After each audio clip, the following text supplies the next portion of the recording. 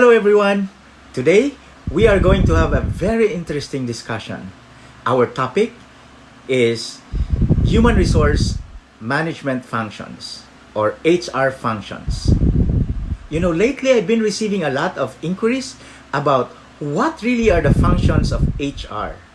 In fact, I just received an email coming from a fresh graduate asking me, Dr. Azanza, can I go into HR practice even if I did not graduate from an HRD course?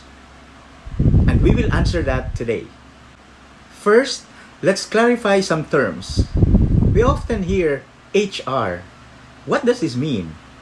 It actually refers to human resources. HR refers to human resources.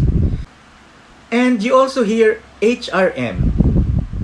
HRM means or refers to human resources management. Some would call it human resource management.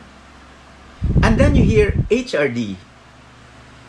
HRD often refers to human resources department or human resource department. But to some, it could refer to human resource development.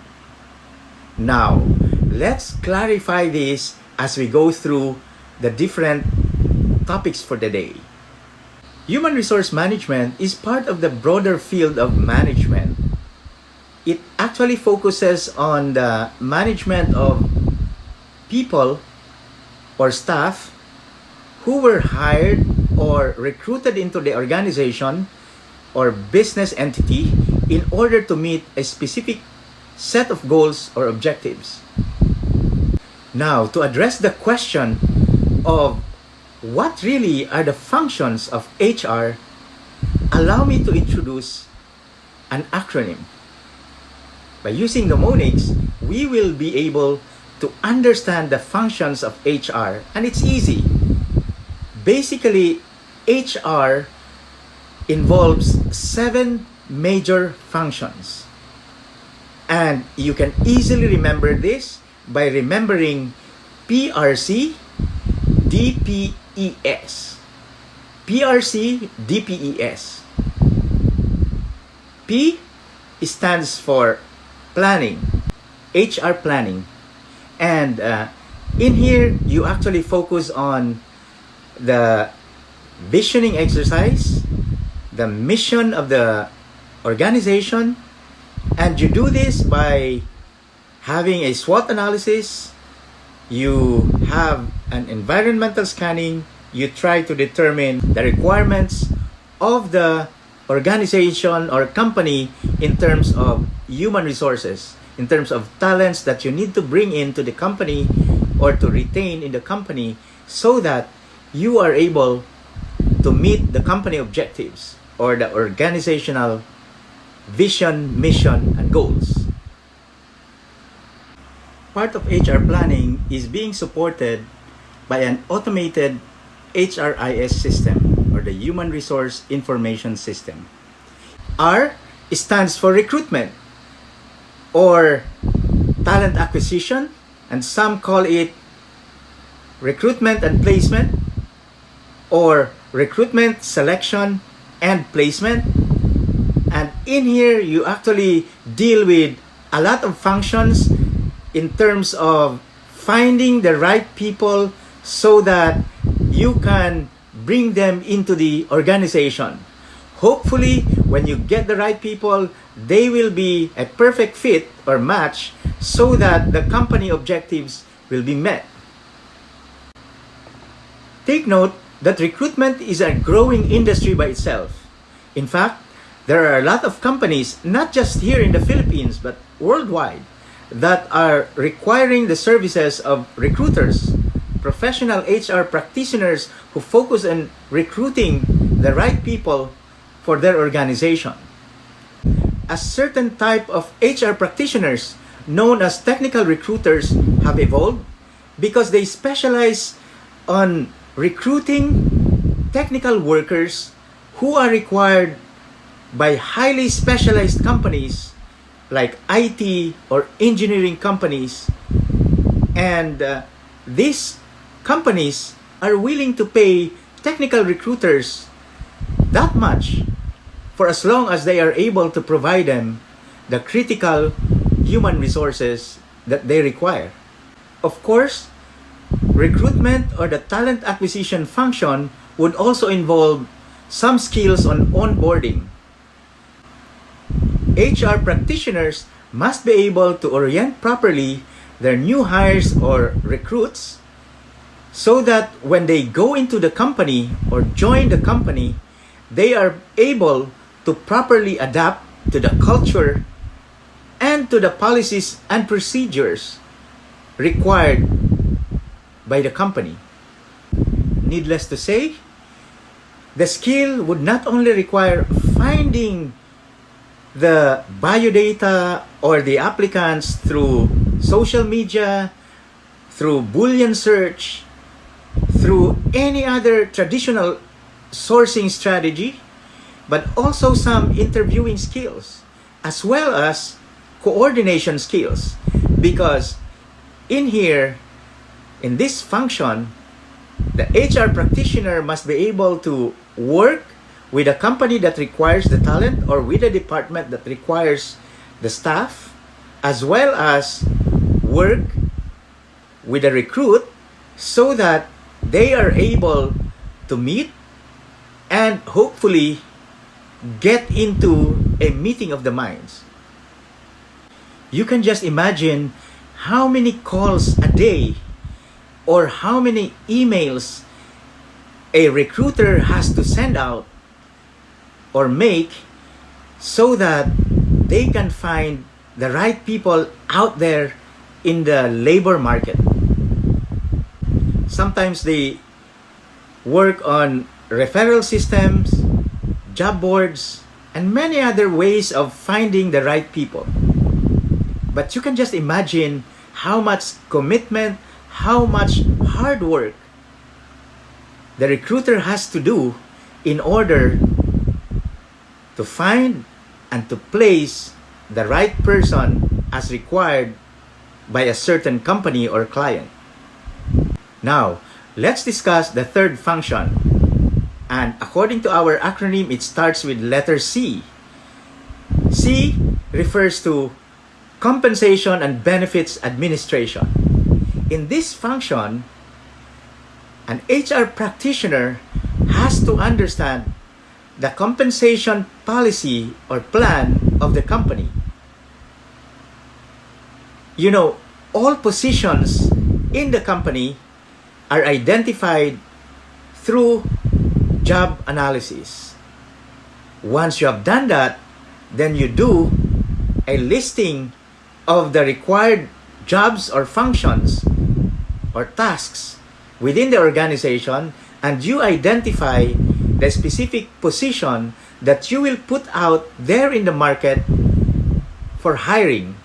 Normally, it would involve the job title and the job specifications, which would identify the set of tasks and roles that are going to be performed, as well as the qualification requirements, be it in terms of education, experience, and any other specialized skills or licenses that are required in order to perform the job. And once you have identified the different positions required by the company, you actually develop a position classification system. Now, what is this? A position classification system is the banding together of similar positions that would require a certain level of experience or expertise, and therefore would more or less have a similar pay or compensation for that same level of experience and expertise.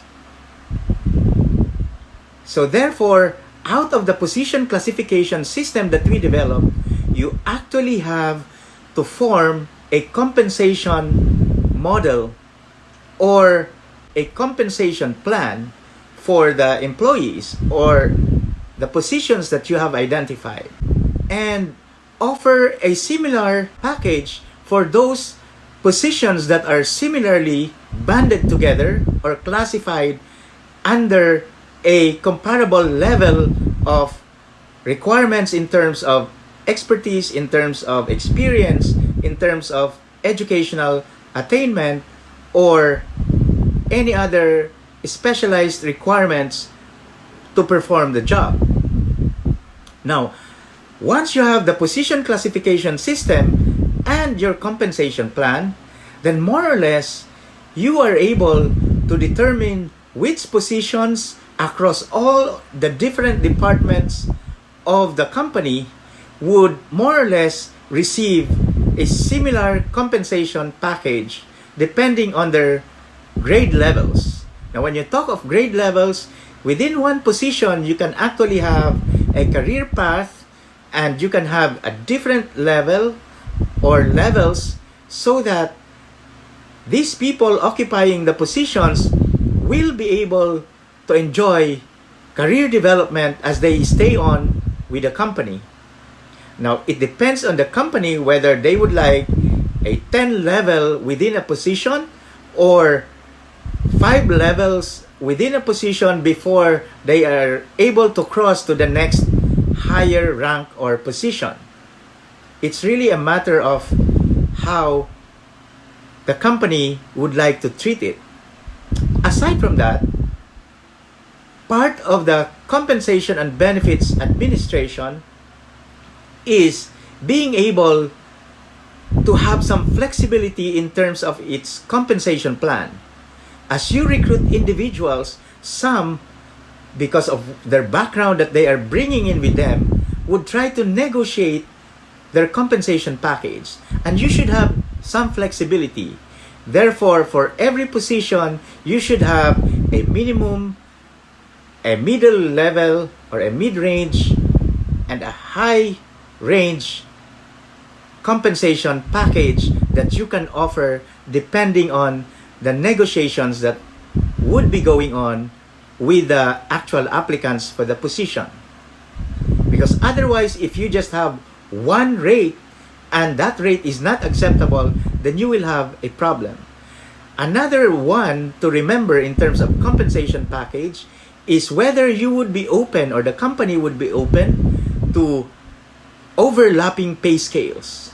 So a lower rank individual who has been with the company for 10 years and therefore has already reached level 10 of his position may receive a higher salary versus a newly recruited individual who has joined the company at level 1 of that higher rank position.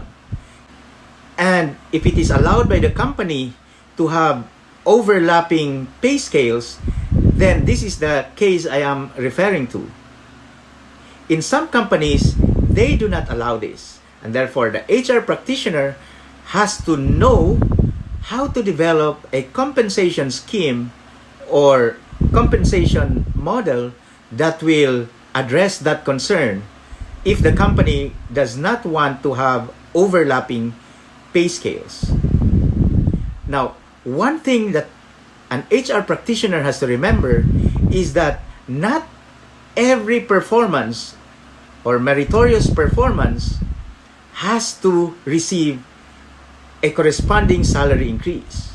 Your compensation model or structure should allow you to have some incentives or provide employees certain incentives, one-time bonuses, for example, so that you do not distort the pay structure by having a lot of increases, and if the employee reaches a glass ceiling, then what are you going to give him or her the next year or in the subsequent years? What is important when you are developing a compensation scale or compensation structure for the company is the idea of sustainability. The company must be able to sustain the operations and be able to afford the compensation structure that you are offering to the employees. Otherwise, it will come to a point when the company will have to cut down on certain expenses or maybe even let go of certain employees because they could no longer afford what you have identified in the compensation structure or in the compensation plan. Now, another aspect of compensation and benefits administration are the so-called mandatory or government benefits. These are the mandated benefits or entitlements of all employees that you have to abide or provide the employees, otherwise you will be in violation of the labor laws. Aside from that, you also have company-initiated benefits. Remember that as HR practitioner, you should know that once a benefit is given to an employee or to a set of employees, then you cannot just take it back or take it away from them, because the Department of Labor has this policy of no diminution of benefits for employees. So when you offer a company-initiated benefits program, make sure that you are serious about it, you can afford it, because once given, you cannot just take it away. Now, aside from that, there are also things that we must remember in terms of compensation and benefits administration. And this is making sure that the whole plan, the whole compensation and benefits program is properly communicated to the company. Now, there are cases wherein companies would publish their salary scales. There are also instances wherein the salary scale is confidential. And depending on the policy of the company, the HR department or HR practitioners must know how to handle compensation and benefits policies. Now, in relation to compensation and benefits administration, and also later on, as we discuss the other function, take note that if the company is unionized and there is a collective bargaining agreement, then HR must be able to comply with whatever is included as provisions or provision in the CBA. Take note that in some companies, the compensation and benefits administration is already automated, and there are a lot of available software in the market that a company can avail of, so that HR compensation and benefits administration will be efficient through an automated system. And actually what is available in the market is more like an employee self-service, which enables employees to process their own availment of HR services online and with less intervention, so that they are able to monitor their own, for example, available leaves, their actual transaction in terms of timekeeping, whether they have lates or they have undertime. They would see this, and through that employee self-service portal, they can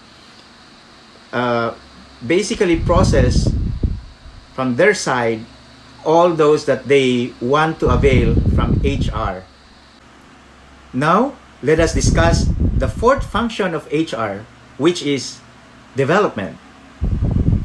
HR development, or HRD for some, is sometimes referred to as training and development. When you are assigned to this function, you should know and understand training needs analysis. You will need to conduct a training needs survey before you implement a training plan. Otherwise, you might be offering something and the company might be spending on something that is not really required by the employees.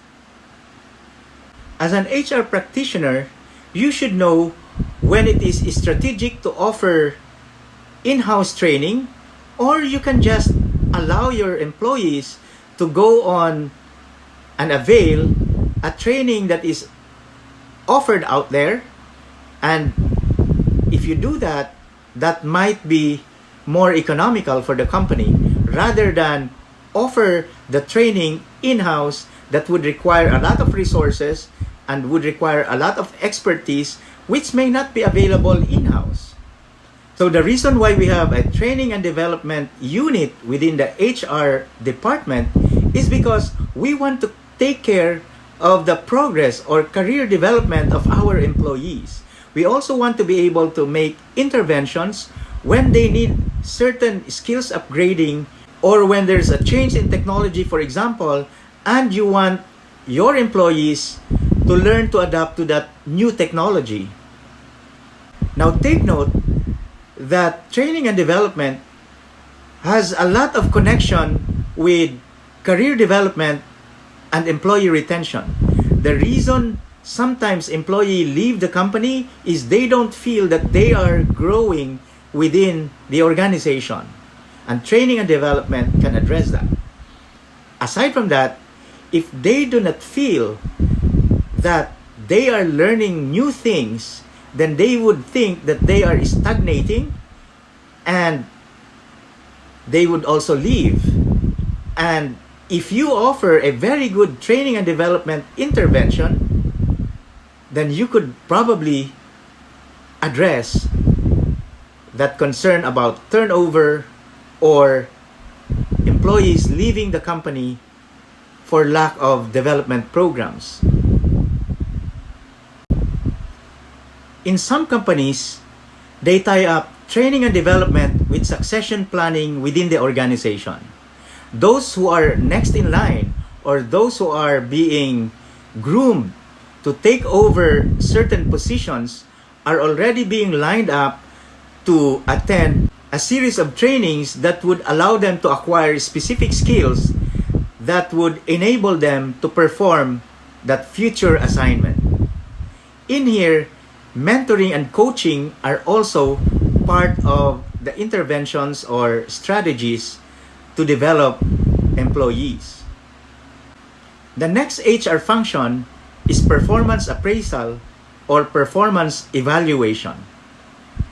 Employees would always want to know if they are doing well or they are doing the correct thing as they perform their jobs.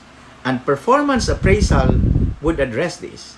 They would have feedback from the company or from their immediate heads or supervisors as to how they performed the whole year or the whole evaluation period. And an HR practitioner should know how to develop an evaluation instrument as well as administer it and tie it up with the promotions and incentives program of the company. Again, may I remind you that not all high performance or excellent performance would merit a salary increase. A one-time incentive might do, or sometimes a written recognition or an award during a company event might work well as compared to money. The next letter in our acronym is letter E. E in HR function refers to employee relations or employee discipline.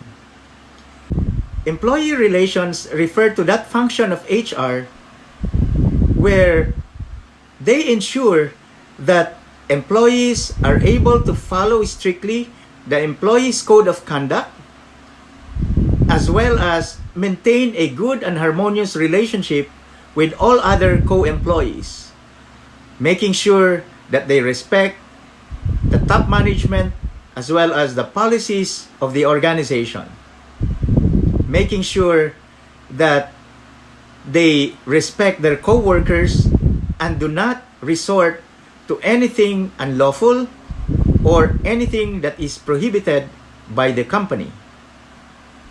Sanctions are part of employee relations and discipline. Now, there is the graduation of sanctions, the penalties corresponding to any violation of company policies should be commensurate to the degree of seriousness of the violation committed. Also, it requires strict compliance with the requirements of the law and the Department of Labor and Employment as to due process whenever there is a complaint against a certain employee. The twin notice rule should be strictly followed, which refers to the first notice of investigation and to the second notice, which would be the notification of the decision by the investigation committee following the hearing or conference that was conducted. What is essential here is that every employee must be allowed to have a day in court, so to speak, or must be allowed to present his side. For as long as you are able to do that, then due process is served. The last letter in our acronym is letter S, and it refers to separation and retirement. You know, as an HR practitioner, you should imagine yourself dealing with employees from womb to tomb, or from hiring to retirement or separation. By retirement, you actually mean either compulsory retirement at the age of 65 or optional retirement at the age of 60. And there are benefits that we provide our retirees as mandated by law, which is equivalent to 1 month for every year of service at a minimum. And aside from that, if there is a collective bargaining agreement, then you should comply with the retirement policy as agreed upon in the CBA.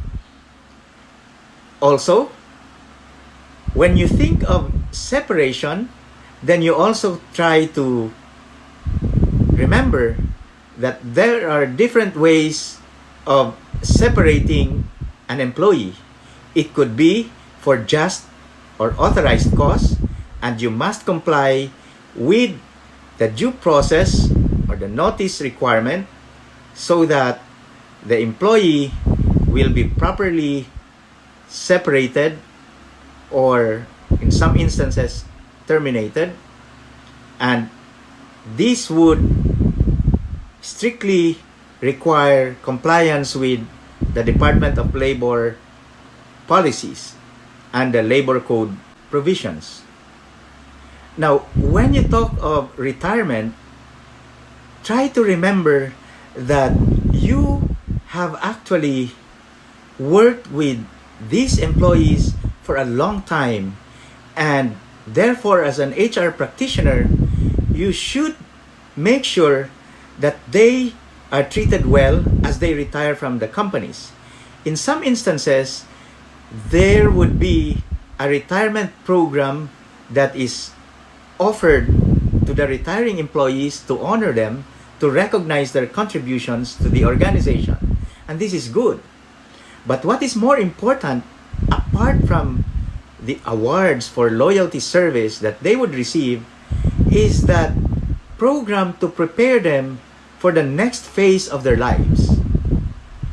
In some companies, very active HR programs are introduced so that they would learn how to invest their retirement money, or they would have some sort of a connection with the companies that they have worked for, even if they have already retired. In some companies, they have a library open for use by their retirees. Some would offer housing retirement programs, or others would provide certain trainings so that they develop new skills like investment skills or business skills, where they can be productive or remain productive even as they have already retired. So there you go. In a nutshell, these are the 7 major HR functions that someone who would like to go into the field of HR practice should know. 7 major functions of HR: PRC, DPES, easy to remember. Planning, recruitment, compensation and benefits administration, development or training and development, performance evaluation, employee discipline or employee relations, and separation or retirement. PRC, DPES. Now that we have identified the 7 major HR functions, all you have to do is to decide whether you would like to be a generalist or a specialist.